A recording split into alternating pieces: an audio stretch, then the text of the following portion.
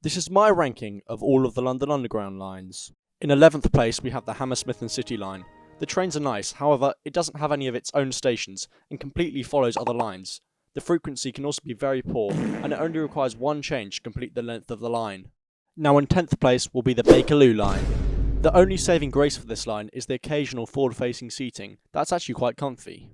Apart from that, the trains are old and there's graffiti everywhere, and the trains only go north of Stonebridge Park every 15 minutes. Next up is the Waterloo and City line. It's short.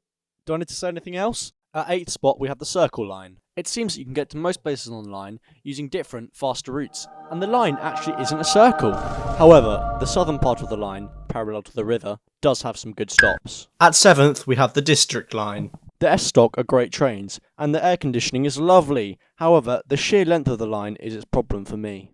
The line has so many branches, and it can be very easy to get on the wrong train.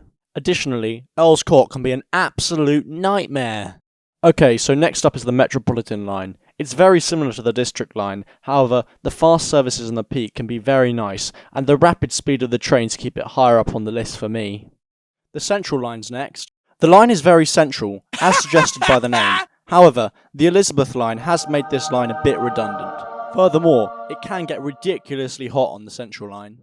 Now at 4th spot, we've got the Piccadilly line. This line is great. It goes right through the beating heart of London's tourism districts, and it goes to Heathrow Airport. The only thing to say about this line is its old trains, but next year, the Piccadilly line will be getting new trains. Yippee! Okay, so now we're getting into the big leagues. At 3rd spot is the Northern line. This line is great. It goes right from the north to the south and splits in two.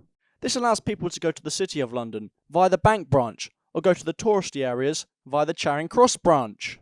It also connects many London termini. Additionally, the Kennington Loop is super fun to ride on. I would love it though if the trains had better aircon. The silver medal goes to the Jubilee line.